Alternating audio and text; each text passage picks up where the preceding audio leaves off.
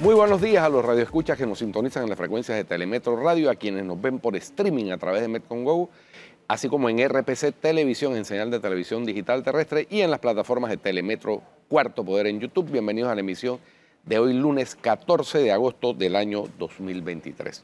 En materia internacional, las notas más destacadas tienen que ver con la visita que ha hecho el ministro alemán de Finanzas, Christian Lindner, a Ucrania.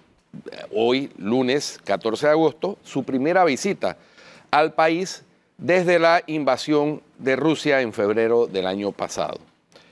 Lindner dijo a su llegada que Alemania está hombro con Ucrania y que mantendría conversaciones muy concretas con funcionarios ucranianos sobre cómo el Ministerio de Finanzas alemán puede apoyar a Ucrania ahora y en el futuro. Las discusiones de Lindner con los funcionarios ucranianos se centrarán en posibles áreas de cooperación, incluidas las inversiones extranjeras directas y cuestiones aduaneras, según agregó el ministro de Finanzas.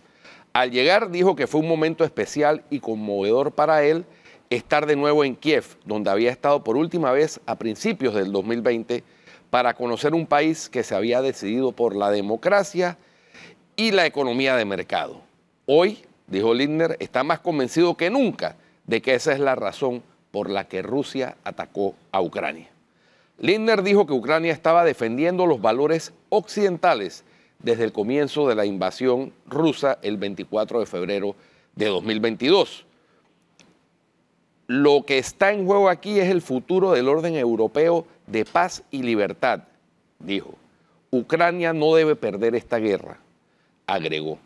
Alemania apoya a Ucrania con entrega de armas y actualmente se está debatiendo en Alemania sobre la posible entrega de misiles de crucero Taurus. Alemania ha proporcionado ayuda financiera directa a Ucrania por valor alrededor de 1.500 millones de euros, unos 1.640 millones de euros hasta el momento, y ha anunciado nueva ayuda militar por otros 700 millones. Además, Berlín y otros acreedores habían anunciado en julio del año pasado que le darían a Ucrania facilidades para el pago de la deuda. Alemania también ha prometido apoyo a Ucrania para la reconstrucción de las infraestructuras destruidas. En marzo de este año se extendió una moratoria de la deuda para Ucrania hasta el año 2027. El aplazamiento de los pagos tiene como objetivo dar a Ucrania un margen de liquidez adicional y preservar sus funciones estatales, según anunció el Ministerio de Finanzas. Ucrania también ha recibido inyecciones financieras del Fondo Monetario Internacional, FMI, desde el comienzo de la guerra, y Kiev dice que ha recibido ayuda financiera, militar y humanitaria por valor de más de 170.000 millones de euros. Más de la mitad del presupuesto ucraniano depende del financiamiento exterior. Muy bien. Cosas de la guerra. Y viniendo acá al continente americano, pues la rabia sigue creciendo ayer domingo entre los residentes de Maui, la localidad del archipiélago estadounidense de Hawái, que fue arrasada por un devastador incendio forestal que ya deja al menos 93 personas muertas y es el más letal registrado en Estados Unidos en 100 años. El fuego impactó o destruyó más de 2.200 estructuras en el pueblo costero de Lahaina, en el oeste de Maui, según informó la Agencia Federal de Manejo de Emergencias, FEMA, que estima pérdidas por 5.500 millones de dólares. Las críticas por la reacción de las autoridades aumentan, ya que los residentes se quejan de la falta de advertencias sobre la llegada del fuego, que dejó atrapada a decenas de personas en la turística localidad. La fiscal general de Hawái, Ann López, anunció que emprenderá una revisión exhaustiva de la toma de decisiones críticas y de las políticas en vigor. Lahaina, un pueblo de más de 12.000 habitantes que en el pasado fue la capital del reino de Hawái, quedó en ruinas y sus tiendas, hoteles, viviendas y restaurantes quedaron reducidas a cenizas. Una majestuosa higuera que durante 150 años estuvo en el centro de la localidad sobrevivió a las llamas, pero perdió sus hojas y sus enormes ramas desnudas quedaron chamuscadas y llenas de hollín. El condado de Maui comunicó el sábado por la noche al menos 93 muertos. El anterior balance era de 89. El gobernador Josh Green había advertido que el número oficial de muertos aumentaría. Este es el incendio más mortífero en Estados Unidos desde 1918, cuando 453 personas murieron en Minnesota y Wisconsin, según el grupo de investigación sin fines de lucro Asociación Nacional de Protección contra Incendios. Terrible lo sucedido. Bueno, y en el sur, Flor, en Argentina, se dieron las elecciones primarias de los partidos. Y el economista libertario, ultraderechista, Javier Milei, consiguió el 30.1% de los votos para aspirar a la presidencia de Argentina y se convirtió en el protagonista de la elección que disputará a la exministra de Seguridad, Patricia Bullrich, y al ministro de Economía del actual gobierno, Sergio Massa. La coalición opositora Juntos por el Cambio de centro-derecha obtuvo el 28.3% de los votos en la sumatoria de sus dos candidatos, Bullrich y el alcalde de Buenos Aires, Horacio Rodríguez Larreta. La oficialista Unión por la Patria, el peronismo de Massa, obtuvo 27.2%, no es mucha la diferencia, con el 96% de las mesas escrutadas. Pero, sin duda, la sorpresa la dio el señor Milei, para que vean que el ultraderechismo va tomando fuerza ante la inatención de los problemas por parte de los gobiernos de izquierda. Igual sucede el péndulo exactamente, cuando los gobiernos de izquierda no atienden los problemas, gana la ultraderecha, y cuando la ultraderecha no atiende los problemas, gana la izquierda. El péndulo, que se llama. Muy bien. Interesante lo que está sucediendo en Argentina. Vamos a tener que darle seguimiento a eso porque el peronismo parece que está perdiendo los papeles. Vamos a regresar aquí a Panamá, en donde lo que está perdiendo los papeles, no sé, ya no sé ni quiénes son los que están perdiendo los papeles. No, ¿quiénes son los que no están perdiendo los papeles? Esa es una buena pregunta, Flor. Tú sabes, oye, Flor, sí bienvenida de vuelta. Gracias. Qué bueno que esté extrañamos mejor. el viernes con Alejandro Lagrota aquí. Oye, pero para que cantara. No, yo cuando Despierta. quería estar... Sí, yo también quería estar ahí, pero ¿cómo así, Marta Roa con Paco Carreira? Bueno, pues. Explícame, Atenos. Apenas antes de llegar allá, yo creo que es importante analizar lo que está pasando hoy con relación al Parlacén. Oye, sí. Antes de llegar a ese punto, yo creo ¿Se van a salir con la suya hoy o no creen? Yo creo que sí. Sí, no. Yo creo que creo? sí. Porque es que si crónica así de una no fuera, juramentación claro, anunciada. si así no fuera el viernes, realmente la historia hubiese sido distinta. Pero es que no, ellos postergaron el sufrimiento hasta hoy. Ellos están buscando los votos, están buscando a la gente para realmente concretar el quórum este día, y todo apunta a que sí va a ocurrir. Tiene que haber sido un fin de semana muy fructífero. Bueno, sí, fructífero para algunos, frustrante para otros. Oye, Pero fructífero. Oye, pero en medio de eso. Lo que viene es eso. En medio de eso, Con las transacciones. las declaraciones del señor Bibi Outen son un escándalo. Son un escándalo. Un escándalo. O sea. ¿Tuviste cómo trató de traer a un problema que no tiene absolutamente nada que ver con la Panamá. situación de Ecuador? Así es. No, pero además como una especie de amenaza. Así es. Si no lo juramentan, Así es. va a pasar lo mismo allá. que sucede en Ecuador. ¿Qué clase? O sea, alguien me dijo, el señor, las dentritas no le están funcionando No, bien. una sandez. No, total. Pero es que Total. además, o sea, el presidente de Panamá ante el Parlacén, que es Amado, también, ¿cómo Amado Cerrut? ¿se Amado llama él? Cerrut, Sí. correcto. Ey, ¿tú ¿De crees qué que él partido? ¿De qué partido es? Exacto. Él va a actuar sin el beneplácito de la rosca y cúpula del PRD. Claro Yo que lo no, dudo mucho. obviamente que no. No. Obviamente. En alianza electoral quizá no haya, pero alianza política sí. Bueno, Y esto lo comprueba. Lo habíamos dicho, que esto era una prueba de si hay o no conversaciones.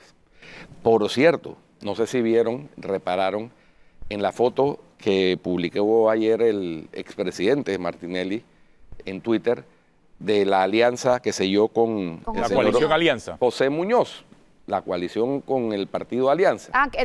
Por cierto, entre Donde- Muñoz y Burillo son los que están organizando esa Bueno. juramentación también.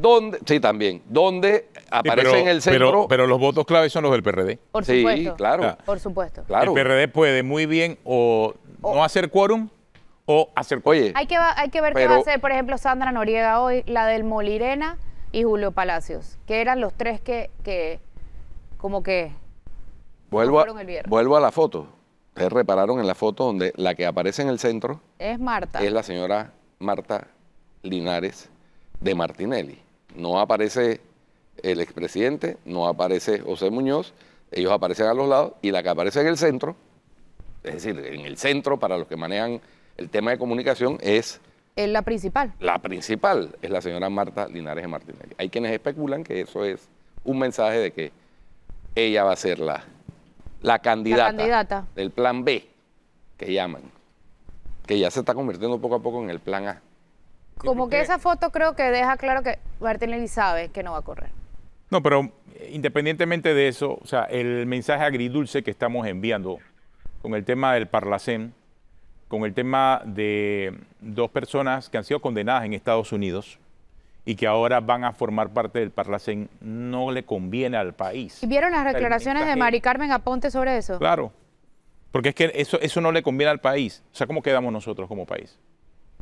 ¿Cómo quedamos con nosotros? Hasta ahora no han logrado juramentarse, es cierto, pero es que Hoy hay sesión a las hoy hay 10. sesión del Parlacén. Ese es el tema.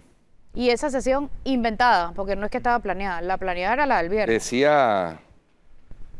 Decía Rita Vázquez en un artículo que publicó en la prensa, ¿qué pensará el juez Derry. Derry, que fue el que le dio la pena esa laxa a los hijos, a los hermanos Martinelli y Linares, creyendo en su arrepentimiento y su propósito de enmienda? Yo ¿Qué sí quiero pensará- recordar una cosa. ¿Qué pensará ahora, no? Cuando se juramenten finalmente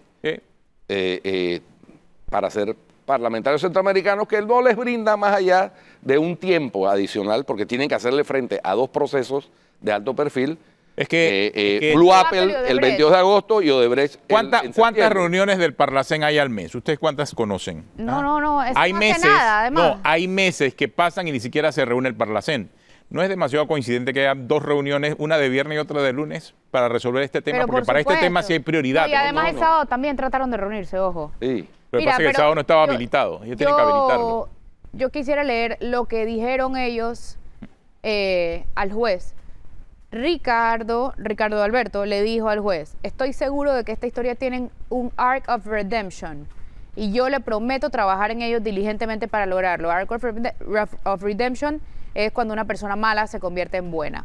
Y Quique le dijo así: señor juez, no tengo palabras suficientes para expresar lo arrepentido que estoy por el delito que cometí. Si usted me concediera un acto de misericordia, le aseguro sin la menor duda que jamás volverá a escuchar el nombre de Luis Enrique Martinelli Linares. Nunca, nunca más. Entonces, Bueno, ya lo debe estar escuchando. ¿Será dónde? Sí, exacto. No lo volverá a escuchar que Lo debe estar en escuchando. su corte. ¿Dónde bueno, será? Consígueme el correo del juez Derry, por favor, porque yo sí le voy a mandar para que... Porque es que no puede ser que se burlen, no de la justicia, de la sociedad, y que pretendan burlarse de la sociedad de esa manera tan burda. No puede ser. Y que haya gente todavía pensando que ese señor es una solución a los problemas del país. Por Dios. No puede ser, No, lo hombre. están haciendo. Hombre. ¿Quiénes son los no hay sensatez diputados del aquí. Parlacén? Está Héctor Aparicio. Héctor Aparicio, ¿qué partido es? ¿Ustedes recuerdan?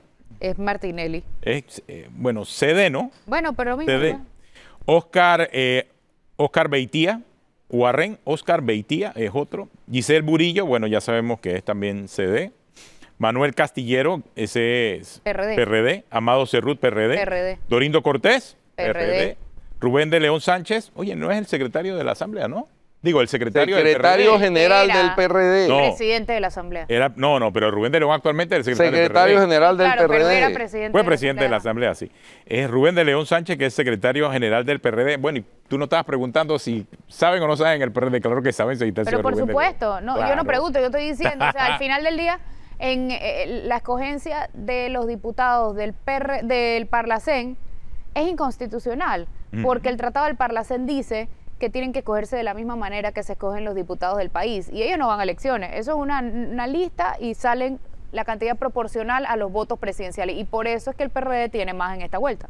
Exactamente, por esa razón. O sea que Por esa razón. elucubrando durante el fin de semana, porque uno de los señores estos condenados por blanqueo de 28 millones de dólares en Estados Unidos es miembro o va a ser juramentado como miembro del Parlacén en representación del partido Cambio Democrático, ¿verdad? Otro por alianza, pero uno por Cambio Democrático. No, por alianza ¿Por qué? está Jacqueline Muñoz. ¿Quién es Jacqueline Muñoz? Sí, Ahí pero ellos son José Muñoz. suplentes, ellos son suplentes. Pero ¿por qué el Partido Cambio Democrático no le retira la credencial esa? Así como expulsaron a Yanivel Ábrego. Y a los 14. Exactamente. Y nos ahorran la mitad de un problema. La mitad de un problema, por lo menos. Ya el tema de alianza, bueno, eso ya, ahí no hay nada que hacer. Pero el señor Rómulo Rux, ¿por qué no ejerce su liderazgo? Me pregunto. Me encantaría saber la respuesta también. Bueno. Yo en todo caso Inconveniente. pudiese iniciar un proceso. Hombre. Como en la Asamblea. Así es. Sí. Julio Palacios, PRD, eres el gobernador allá en Coclé, me parece. Sí. Cirilo Salas, ese no es PP, ¿no? Sí, PP, es el secretario general del PP. ¿Quién más está? Héctor Abdiel Valderrama Tabor, de ese qué partido es, no lo identifico. Alcibiades Vázquez. Héctor Abdiel Valderrama. No es en el que estás pensando. No es. El del cinismo no. No es Alcibiades Vázquez, bueno. Velázquez. Él es panameñista, ¿no? Sí. el Civiades, claro. A ver qué va a pasar, ¿no? Sandra Noriega también está ahí, es cierto. Por eso Sandra dije que del PRD. ella no fue el viernes, habría que ver qué hace hoy. Ella y la del Molirena, que es la otra que. Y Julio Palacios. Fueron los tres como que se le opusieron a Auten, pero le dijeron que estaban que afuera en el parking y nunca entraron. Y Sandra Noriega dice que tuvo problemas de señal y se desconectó de la sesión. Porque estaba virtual. Yo creo que al final nada más pues fue simple y sencillamente una movida para esperar qué va a ocurrir, porque la verdad que este tema ahora de que tengan que definirlo hoy, de viernes para lunes. Sí, no. No manda una buena señal. Para nada. Y bueno, seguiremos después en la palestra pública internacional. Siempre por razones negativas. Por razones negativas. No, y todo esto pasa una semana eso va a ser antes, noticia. Una semana antes de que comience el caso Blue Apple. Y va a ser noticia negativa, ¿no? Que los dos señores condenados por blanqueo de capitales ahora son representantes flamantes de Panamá como suplentes en el Parlacén. Al propio Parlacén me parece que no le conviene, pero allá ellos, ¿no? No sé cuáles son los principios Claro. ¿Debemos seguir en el Parlacén? Yo realmente no sé si como país debemos seguir en el Parlacén. No sé, yo sí creo que no. Que me digan, en 94 estamos. ¿Qué se ha hecho? Palpable. Uno. ¿Qué se ha tenido el Parlacén? ¿Qué resultado positivo? Nada. Pero se ha gastado mucho dinero. Muchísimo. Y no hay no solamente en salarios, en viajes y en todo lo que representa ser parte del Parlacén. Más el impacto negativo como esta situación, que es terrible. Es terrible y hay que decirlo. Es terrible. Bueno, aquí llegó un comunicado de Alcibiades Vázquez, no sé si lo tienes. Oye, ya podemos... Sí, espérate un momento. Acaba de llegar un comunicado de Alcibiades Vázquez. ¿Qué dice, pues?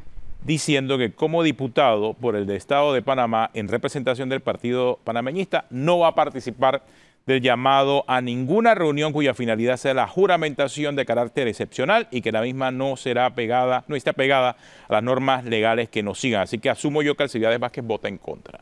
Sí, si llega, no va. Pero él solo no hace el quórum, ¿no? Y si llega...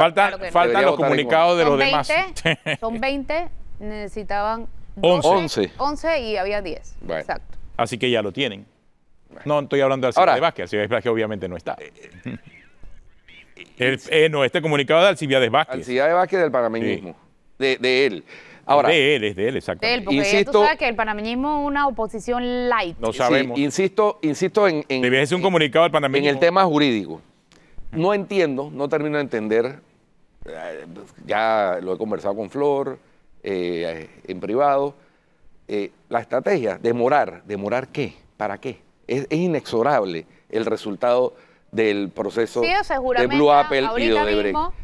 Ellos saltan a la corte, sí, ¿cierto? Y la corte va a actuar rápidamente, porque nada más se necesita un magistrado juez de garantía y un magistrado fiscal. Espérate, y ahí entonces terminamos de cerrar el círculo. Y ahí terminamos porque ya la investigación terminó, el proceso de investigación terminó, ya es el juicio. Ellos solamente serían 9 meses, porque se acaba en mayo del 2024. Es inexorable. Sí, pero por eso están hablando de una reelección, porque eso les permite volver a bajarse al Ministerio Público. Y cuando después cuando vayan allá entonces van a renunciar al Parlacén. Pero por supuesto, igual que hizo el papá. Hombre. Es que de por sí, Esta miren, jugadita es conocida aunque ya. la Corte decidiese no hacerlo, ya el hecho de ahora ser parte del Parlacen va a iniciar otro proceso trámite, legal, sí ganan otro tiempo, trámite. si esa es la idea. Sí ganan tiempo, Claro. sí ganan tiempo. Pero ya Aun cuando solamente, la el, Corte, a pero ya menos que la solamente el Corte- juicio. Porque a ya menos- la investigación está agotada. La Corte no tiene que volver a investigar. Bueno, pero es solamente el juicio el también juicio. presenta recursos Claro, pero migratorios. de igual forma, Guido, tú bien sabes que están ganando tiempo. Ese es todo lo que buscan. Sí, eso es Ya, todo lo que quieren Al ellos. final de eso se trata. Bueno, más allá de una nueva postulación, la cual no nos asustemos si hay una nueva postulación. No, pero es que ya se habla de eso. Claro, para el Parlacén y para que haya No, continuidad. para diputados no puede ninguno de los dos, por lo que sabemos, porque ellos regresaron a Panamá en enero del 2023, necesitan Por un lo de la año residencia. antes de la postulación, así es. Ya el papá pasó por eso, así que, y fue frustrada su postulación, por eso la señora Mayín Correa es la diputada, y no el señor Martinelli. Entonces, no bueno. sé, yo insisto, esas estratagemas y todo, a mí lo que me da pena, y tengo que reiterarlo, es que haya gente que pensando que esas personas pueden ser solución a algún problema del país. Total. Cuando son todo lo contrario, son el problema. Son el problema. Total. Definitivamente. Bueno, tenemos una pausa. Y no vamos a hablar de Marta Roa. Habla de Marta. Habla de Marta Roa. Ya, me quitaste las ganas. Vámonos a cambio ya, señor productor. Flor, gracias. Flor está impactada de que la candidata a vicepresidente de Francisco Pago Guerreira sea Marta Roa. Antivacuna, anticiencia, Y anti todo. anti todo. Pero bueno, Bueno, Ya regresamos aquí en Cuarto la Poder. vida es dura. cosa de la politiquería panameña. Vamos al cambio. Oh.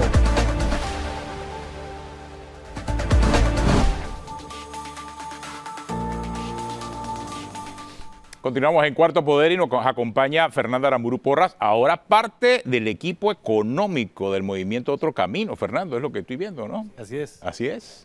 con mucho gusto y con mucho entusiasmo. Qué bueno, gracias por acompañarnos. ¿Qué piensas del asunto del Parlacén? Tú que conoces, tú que tienes experiencia en política. Bueno, ¿Tú qué crees? ¿Los posicionan o no? Me da la impresión de que sí se van a posicionar. Es una vergüenza y es lamentable realmente que estos jóvenes que habían prometido corregir su actuación, su actitud, ahora utilicen el Parlacén para evadir la justicia, o por lo menos posponerla. Yo creo que no van, al final de cuentas van a llegar a un juicio, ya sea en la Corte Suprema o en el tribunal que le corresponde, y probablemente van a ser condenados. O sea que yo creo que lo que está sucediendo aquí, están ganando tiempo y están implicando a todo el grupo de Parlacén que está apoyándolos, los 11 miembros que probablemente los logren gracias al matraqueo de este fin de semana. Seguramente ha sucedido y lo vamos a ver y va a ser lamentable. Va a ser otro golpe a la imagen de Panamá Internacional, ya golpeada, sumamente golpeada, que es parte de nuestro problema actualmente, que nos impide tener más inversión, tener más educación, mejor salud, etcétera. Totalmente. Oye, yo leí hace rato un comunicado de Alcibiades Vázquez. Ese comunicado es de julio del 2020. Lo que se está pidiendo es que ahora cumpla con su promesa y con su palabra. bueno, Porque es pues. que también claro. se trató Esos de son ni hacer que y no comunicados de pudieron, ayer que duelen hoy. Exactamente, exactamente. Ayer que Bueno, duelen pero hay hoy. que- Ojalá, Hay que Hombre. ojalá. confrontarlo al Alcibiades, es un tipo que da la cara, ¿no? Hay que confrontarlo.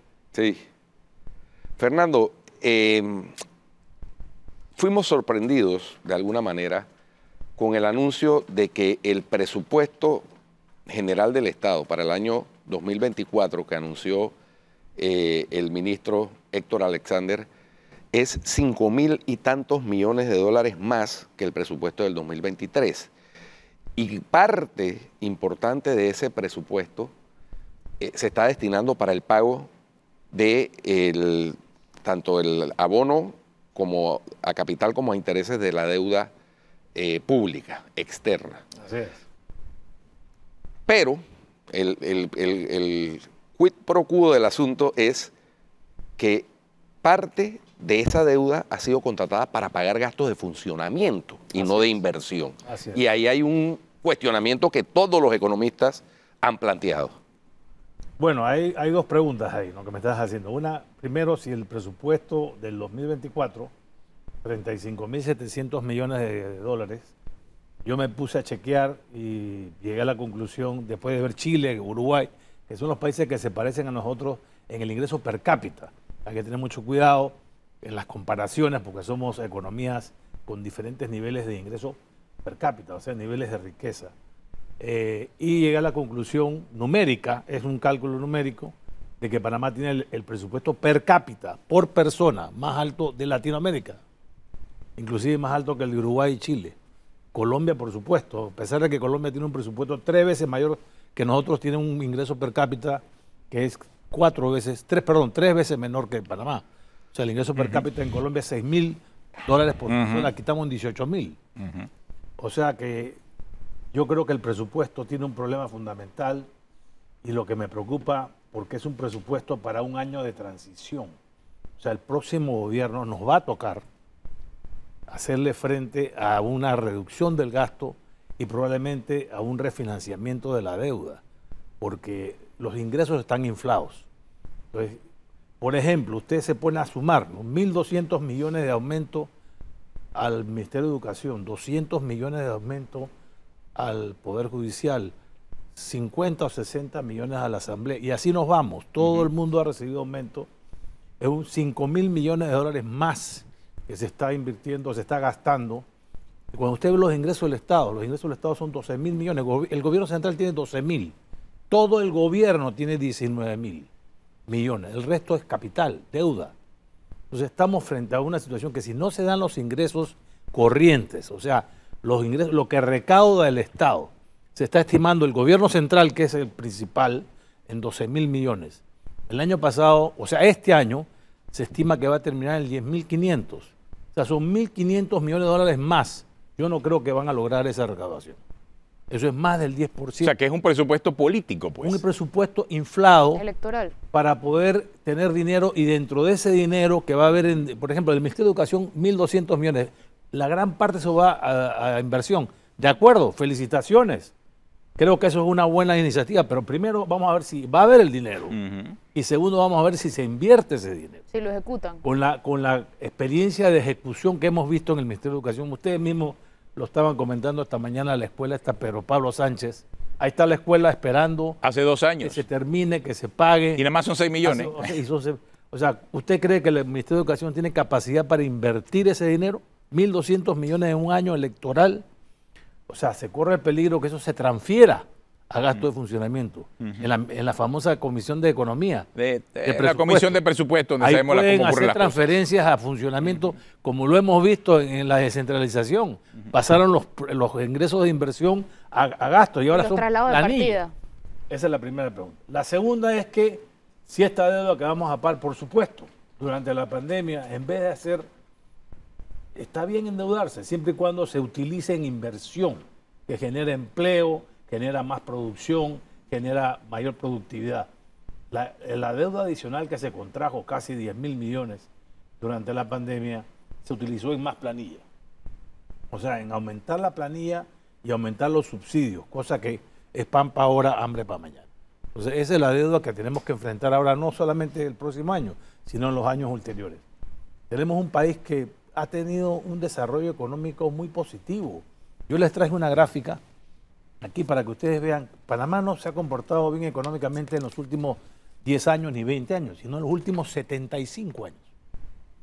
O sea, ustedes ven que aquí en esta gráfica que en los últimos 75 años Panamá ha crecido Puedes voltearla al 5%. Porque esa es tu cosecha personal. Mi cosecha personal. Esta gráfica demuestra que Panamá, con 3 excepciones, ha crecido sostenidamente y tiene un promedio de crecimiento en los últimos 75 años. Las excepciones son la Segunda Guerra Mundial, la crisis del 87. La crisis del 45, cuando... del 45, que son 75 años, claro. Después viene la crisis de Noriega. De Noriega. En el año 87, que caímos. Ahí se ve la caída. La crisis de la pandemia. De la pandemia, que fue donde más caímos 18%.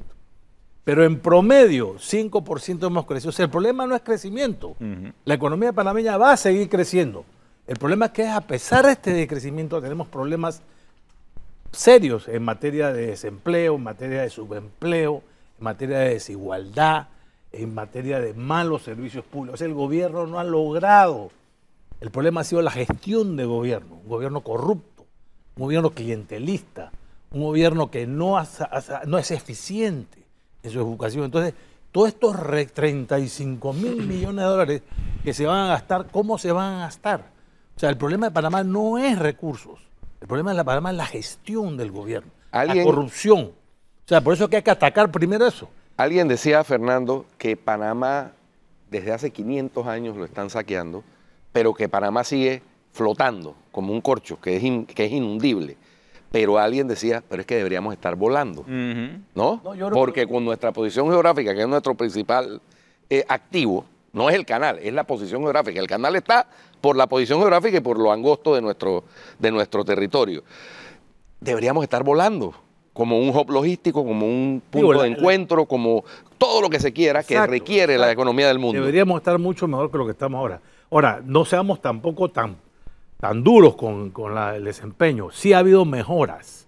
Definitivamente el modelo económico, no estamos hablando de cambiar el modelo económico, ojo, el modelo de libre empresa, el modelo de competitividad, el modelo de economía abierta debe continuar. Lo que pasa es que ha habido distorsiones. Claro, tiene que ser Se eficiente. ha convertido, no es eficiente en la gestión de gobierno. Entonces, el gobierno está supuesto a recoger ingresos de la economía, de la sociedad y de redistribuirlos a los grupos menos favorecidos. Darles acceso en forma igualitaria a la educación. O sea, la educación pública debe ser igual o mejor que la privada, como lo era antes. El Instituto Nacional era la mejor escuela que había en Panamá. O sea, no es que no lo hemos vivido, sí lo hemos vivido. La salud debería ser igual, el acceso universal. O sea, todo ese tipo de servicios públicos son los que igualan, paran. Fernando, y no para irnos tan atrás que tú pones el ejemplo del Instituto Nacional. Yo me acuerdo cuando el Instituto Fermín Nodó era al mismo nivel de educación, incluso con los mismos profesores, que colegios particulares. Exacto. Yo tenía compañeros que estaban a la misma par mía del Nodó y veían las mismas materias y con los mismos profesores que en el Colegio La Salle donde yo estudié. Entonces, es una cosa no tan lejana. Fíjate tú. ¿Por qué no podemos lograr esto? Yo estuve asesor del Ministerio de Educación en el periodo anterior. Éramos un grupo de independientes, privados. Pero lo primero que yo pedí fue el organigrama del Ministerio de Educación. Y me doy cuenta, el organigrama del Ministerio de Educación, hay 60 direcciones que reportan a la ministra. Dígame usted, ¿quién puede administrar un sector de esa manera? No hay manera. O sea, la regla de oro es que no puede haber más de 7 personas reportándote, que tú puedas eficientemente supervisar, evaluar, dirigir, liderizar. Pero eso pasa en todas las instituciones En porque todas las hay instituciones. excesiva centralización. Y o sea, todo tiene que comenzar y terminar en la ministra. En el caso de la educación, en el caso de obras públicas, el hueco que se tiene que tapar en la Panamericana tiene que ir donde el ministro, y por eso el ministro no lo tapa, o el presidente. O sea, está demasiado Está la consecuencia. No, además hay demasiada gente. Claro. Hay demasiado papeleo, demasiado manos que se meten. Trate usted de hacer un trámite en el Ministerio de Educación para ver cómo le va. Mire lo que está pasando en la escuela esa Pedro Pablo Sánchez. Es una vergüenza. Y si a eso le añadí, años paralizado una escuela tan bella que nos debe haber costado 25, 30 millones de dólares por lo menos. Calculo yo que nos costó. Y si a eso le añadimos el factor del clientelismo, que es que tengo que tener mi clientela nombrada porque me ayudaron caminaron conmigo en la campaña, eso es una perversión de la administración pública. O sea, miren ustedes en otro camino están dispuestos a cambiar ese estado de cosas. Mire, yo creo que se necesita un líder en este país que esté limpio, que no tenga cola de paja y que realmente liderice un movimiento para decentar la gestión pública, eficientar la gestión pública. O sea, si no lo hacemos esta vez, vamos a tener una crisis social. Hemos llegado a un punto en que la falta de atención del sector público hacia las comunidades menos favorecidas, llámese comarcas, porque uno de los problemas que hemos tenido es que sí, la pobreza disminuyó, hay que reconocerlo. Pero la desigualdad en los últimos 20 años, pero hablemos de pobreza, después hablamos de desigualdad, al mismo tiempo hablemos de desigualdad, mejor dicho. La pobreza bajó de 40 al 20%, la desigualdad sigue igual. Pero, ¿qué pasa? 20% es una cifra como el ingreso per cápita. Una macrocifra. Pero cuando te vas a las comarcas, la pobreza es a 80%. Exactamente. O sea, 80% de la población en las comarcas es pobre o extremadamente pobre. O sea, eso significa que sus ingresos están por debajo de $100. O sea, ¿quién puede vivir con ese dinero? O sea, obviamente no tienen los servicios públicos que necesitan. Y por eso es que están en la calle y malamente interrumpiendo el tránsito en la Interamericana. Y vamos a ver eso mucho más, porque no estamos atendiendo a las poblaciones en Darién, en Bocas del Toro, inclusive en el mismo Colón. no se está atendiendo a la población que necesita y el Estado está en la obligación de dar una buena educación, dar una buena salud, dar una buena seguridad. O sea, necesitamos un líder que realmente haga un golpe de timón a la forma en que este gobierno los gobiernos, por lo menos los 3 últimos gobiernos se han manejado. Ahora, Fernando, ¿cómo hacer más eficiente? Porque tú has demostrado, y me ha gustado de tu exposición, que has demostrado que este es un país próspero. Es un país próspero. Pero que la verdad, los gobiernos no son eficientes y es histórico. Y cuando habla de no ser eficientes es simple y sencillamente que hacen lo que le da la gana con la plata. No solamente no son eficientes, son corruptos. O sea, hemos visto la corrupción, la seguimos viendo, cómo se malgasta el dinero de los contribuyentes. O sea, eso lo está viendo la población. O sea, ¿hasta cuándo vamos a seguir con eso? O sea, todos prometen que van a acabar la corrupción, pero realmente, ¿quién está preparado o quiénes están preparados para llevar a cabo esas tareas? Todos prometen y dicen que esto es necesario, limpiar la gestión de gobierno, acabar con el clientelismo, acabar con las diferencias, cerrar las brechas. Se utiliza esa palabra mucho, pero es que realmente hay que hacerlo. O sea, ¿cuándo vamos a mejorar la educación? ¿Cuándo vamos a mejorar los servicios de salud? No es cuestión de tirarle plata, es cuestión de cambiar los procesos, poner la gente que corresponde en cada posición, la gente que tenga experiencia y que tenga una buena trayectoria. Mira, para muestra un botón, una licitación que quieren hacer para comida en las cárceles. 400 millones en 10 años. Una licitación a 10 años para un Estado, para el gobierno, es recomendable. Yo no estoy de acuerdo con esa licitación definitivamente porque primero va más allá de un pedido. Sí. Eso es para empezar. Seguramente, ¿cuál es la necesidad que se tiene de contratar a 10 años? Yo me acuerdo que en Petroterminal nosotros contratábamos la alimentación del campamento de Boca del Toro. Era anual, perfectamente. Claro. O sea, eso no es algo que requiere una movilización, una preparación tan grande como para que tú te tengas que dar 10 años o que haya economías de escala lo suficientemente que te incentiven por el ahorro que pudiera haber a ir más plazo. Que además hay variables que durante esos 10 años pueden influir en muchas cosas. Exactamente. Entonces no se entiende por qué un contrato tan a largo plazo. Ese contrato no va a ser a precio fijo, ese contrato va a tener una cláusula. Claro. Y lo que hoy es 400 y tantos millones puede convertirse en el doble. O el doble. Bueno. Ya ha pasado. Seguramente tiene una cláusula de ajuste. O sea que yo recomendaría que esa licitación no se haga, además que podría ser objetada por el próximo gobierno. Fernando, un tema que es, y como economista hay que preguntártelo, yo lo digo, la rifa del tigre bestializado, la caja del Seguro Social, el IBM. Eso según todos los cálculos de los actuarios y todo, aquí la única que ha cuestionado la data ha sido la candidata de izquierda, Maribel Gordón, que dice que esa data no es confiable. Según todos los economistas, incluyendo los de la OIT, eso va a ser crisis o este año o el próximo. Bueno, entonces, si no se agarra el toro por los cuernos. Definitivamente la crisis está ya planteada. Tenemos un problema que se nos acaba la reserva del programa IBM.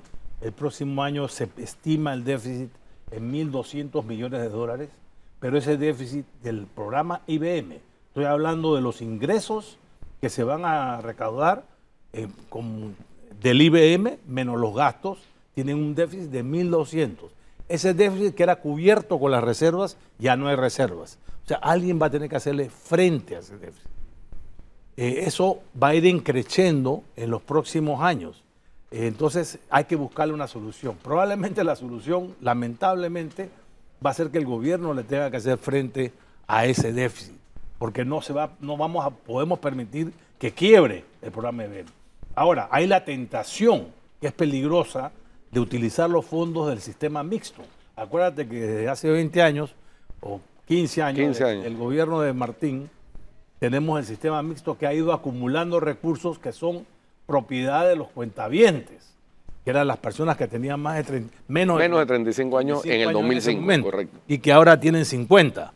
Se han ido acumulando, tú y toda tu generación ha ido acumulando recursos en su cuenta corriente. El gobierno va a tener la tentación, ojo, y hay que oponerse a eso, de coger esos recursos para hacerle frente al déficit de la caja. De hecho, hay candidatas que han propuesto eso como solución. Maribel Gordón. Maribel Gordón ellos. plantea Así eso, fusionar los sistemas. Así es. La palabra fusionar los sistemas es coger ese dinero para hacerle frente. Pero eso es pan para ahora, hambre para mañana, porque eso dura 3 años. De repente puedes pasar el gobierno con eso, ¿no? Como quien dice. Pero al final eso es lo que les Y interesa. al ¿no? final el déficit va a ser de 10.000 millones. Entonces, tenemos que tomar medidas.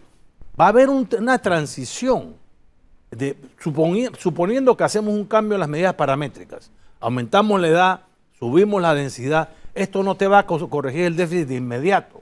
Hay una transición de 3 o 4 años que el gobierno va a tener que hacerle frente. ¿Eso qué significa? Que hay que revisar las finanzas públicas. Las finanzas públicas están debilitadas. No hay ahorro corriente, ingresos corrientes, o sea, lo que le entra al gobierno por impuestos y por la anualidad del canal, la utilidad de las empresas públicas, etcétera. Estamos hablando de 12.000 millones de dólares programados para este año, cosa que yo cuestiono. Creo que van a ser como 1.000 millones menos. Ojo, 1.000 millones que va a haber de déficit adicional. Y gastos por 10.500 o más millones. O sea que, ¿cuál es el ahorro? 500 millones. Ese ahorro debería ser 4.000, 5.000 millones para hacerle frente a las inversiones. Bueno, el próximo gobierno, debió hacerlo, pero el próximo le va a tocar aumentar los ingresos corrientes del Estado por lo menos en 3.000 millones. Para inyectar el para programa poder de hacerle libre. frente Claro. al déficit de la Caja del Seguro Social y hacerle frente a un programa de inversiones más agresivo.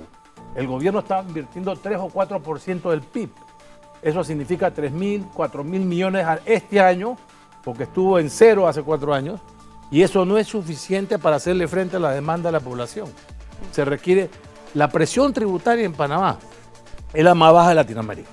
No estoy con esto diciendo que hay que subir impuestos, ojo, no estoy de acuerdo y no estoy recomendando que se suban los impuestos. Yo creo que hay suficientes impuestos.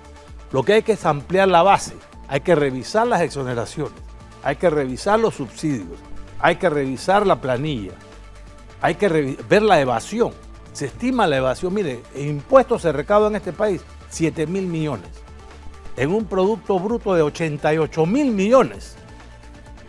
Hay un problema. O sea, Ahí hay un aquí tenemos... Ahí hay un gap terrible. Hay 88.000 millones de ingresos de la población, por eso se traduce en salarios y utilidades. Y explíquenos por qué nada más son 7.000 millones. Vale. Eso es todos los impuestos. Vamos, Fernando, vamos a un cambio y regresamos para seguir hablando de ese gap entre el Producto Interno Bruto y lo que recauda el Estado como impuestos.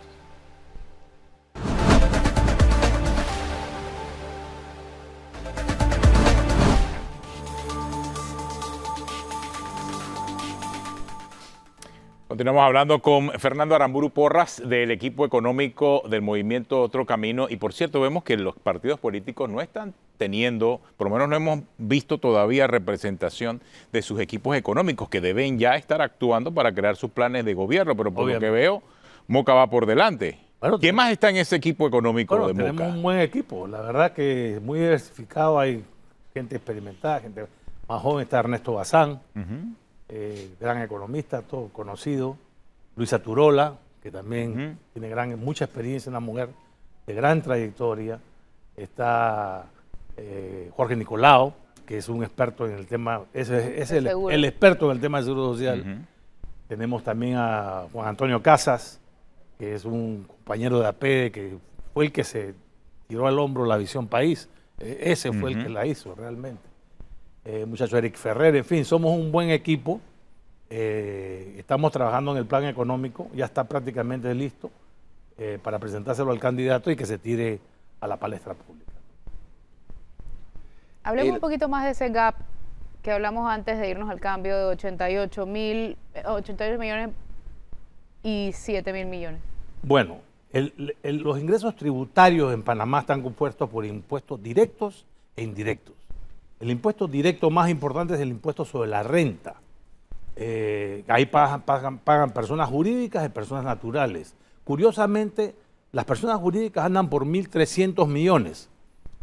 Las personas naturales, 50 millones. ¿Qué está pasando? Yo vi las cifras y dije, ¿qué está pasando? O sea, las personas naturales en Panamá no pagan impuestos. ¿Quiénes son? Los 700.000 subempleados no pagan impuestos. Las personas que están por su cuenta no pagan impuestos, no presentan declaración de renta. Cuando eso debería ser una obligación a toda persona, o sea, como en los Estados Unidos, el tax return, en marzo o en abril de todos los años, la gente tiene que presentar su tax return sí o sí. O sea, ahí estamos fallando, ahí hay una gran evasión. Y lo demás es planilla, que también el 50% del impuesto sobre la renta es planilla. O sea, lo que pagan, lo que le retenemos a los empleados, pero no por la declaración de renta.